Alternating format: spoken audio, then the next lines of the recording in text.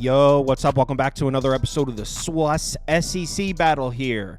Texas A&M, Florida in the swamp, week 3. Let's do it. Welcome to the SWAS. The SWAS.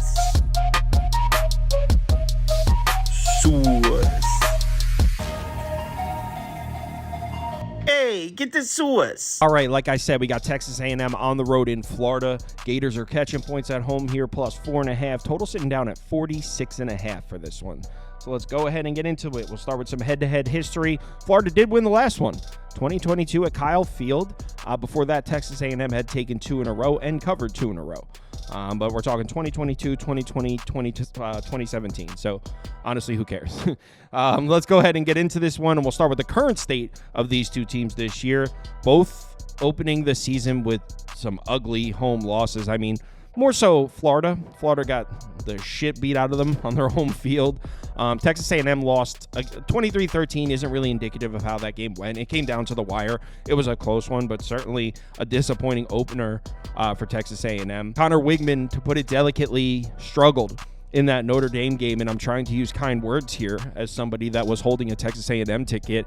I was upset. I was upset at the performance, I'll say that. 12 of 30, 100 yards passing, 0 touchdowns, 2 interceptions, 29.3 QBR. And I know you're thinking, Kyle, that's terrible. But honestly, I don't even think these numbers describe the performance. You had to see it. It was truly... It was unpleasant. It was an unpleasant performance from Connor Wigman, and it's weird because we know this dude can play. I mean, if you look at the Texas A&M numbers from last year, look at the passing numbers at the bottom of this graphic, 27th in yards per pass attempt, 60th in passing success rate, 13th in effective pass. Now, Max Johnson was the quarterback for most of the season. Wigman got hurt, but look at the A&M offense in the games Wigman started. Now, it was only 3 games. They averaged 44 points a game. Look at the PPA. Over 6.4 yards per play as a team. Now, 2 of those games were home games against New Mexico and Louisiana Monroe, but that included a game on the road in Miami there. So Texas A&M offense looked fine with Wigman at quarterback last year, but that opener against Notre Dame was concerning. Now, he did look better last week, but it was against McNeese. They only asked him to drop back to pass 14 times. He had he was basically perfect. 125 yards, 2 touchdowns, a passer rating over 200. Again, it was against McNeese. Now he goes into the swamp, and the Florida pass defense is concerning. It was also concerning last year. 122nd in yards per pass attempt allowed, 102nd in success rate. Now, this is only based on 2 games, the Miami game and the Samford game for Florida, so not much to take away here. But one thing I will say about this Gators defense, and I was talking about this during the offseason, I think they're going to be strong against the run this year. Their defensive line should be really good.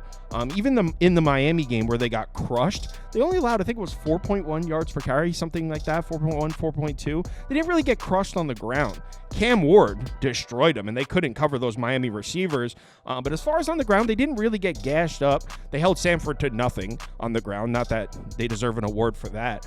But overall, I think this Florida run defense is going to surprise people and be pretty good. They have a really big defensive line. Look at their defensive line metrics on the season so far. 27th in defensive line yards, 41st in stuff rate, 4th in run defense rank. So we're 2 weeks in right now, and we're looking at this Texas A&M offense. Connor Wigman looks unreliable. The only time they've had any sort of success is maybe a little bit in the run game. I don't think it's going to be there. So are you expecting Connor Wigman to go on the road in the swamp and cover a 4.5 point line here? I mean, look at his history on the road. 2022 at Auburn, 14 of 36, 121 yards. That was in 2022. 2022 at South Carolina, 8 of 15, 91 yards. Now, last year, the game in Miami, threw for 336 yards, but he dropped back to pass 53 times. It's actually not very efficient, and he threw 2 picks in this game. So have we ever seen Connor Wigman go on the road and produce and have a big game? I don't think we have.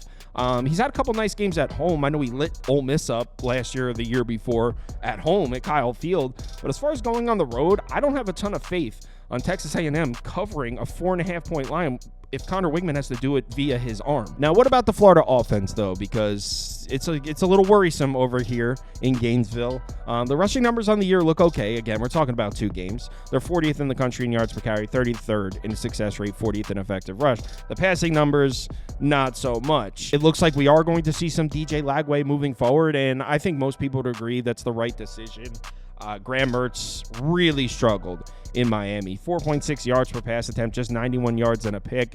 I was wrong as hell here. I won my bet. I had the over and it won, so thankfully I won my bet. But I thought Florida's offense was going to contribute to that over. They didn't at all. Miami pretty much covered my over by themselves. So it looks like they're going to use both quarterbacks moving forward, and DJ Lagway, who is their highly touted recruit, this is supposed to be the future of the Florida Gators right here. He looked unstoppable last week. It was against Samford, though, but still 18 of 25, 456 yards, 3 touchdowns, no picks, a 264.8 passer rating. He was quite literally perfect against Samford last week. But obviously, this is an entirely different type of animal here. The Texas A&M defense, elite last year, top 25 defense, solid against the run. Their passing numbers, they actually got lit up in the secondary a little bit last year. They do always have a top 10 pass rush. You could pretty much hang your hat on that. But what I don't like about the Aggies defense right now, I'm a little worried about the run defense. Now, it's Texas A&M. They're going to have a pass rush. They're going to have NFL pass rushers. They got the kid in from Purdue, led the Big Ten in sacks. He looked good as hell in the Notre Dame game. So the pass rush is going to be there. You don't have to worry about that. But the run defense, Notre Dame went into Kyle Field and absolutely dominated the battle on the line of scrimmage here on this side of the ball. 34 carries, 198 yards, 5.7 yards per carry. So if I'm Billy Napier, I'm running the ball. And you might be looking at the numbers from last year thinking, nah, Billy Napier wants to throw the ball, Kyle. That's what he wants to do. I think there's going to be a shift here. First of all, Lagway's going to be playing quarterback, or at least playing quarterback a lot of the time. He's mobile. He can run the ball himself. And the best player on the offense probably is Montrell Johnson right now, who's averaging 6.7 yards per carry. He's off to a good start. The rest of the Florida offense isn't. So the one part of the Gators offense that seems to be working is the run game. Texas A&M just showed us that you can run on this defense. I think Billy Napier is going to come out and run the football. By the way, last year, we already pointed out that Florida was a pass-first offense with Graham Mertz, but at home, they were able to run the football. 186.5 rushing yards per game at home last year, over 4.8 yards per carry, success rate, offensive line rate, things look great.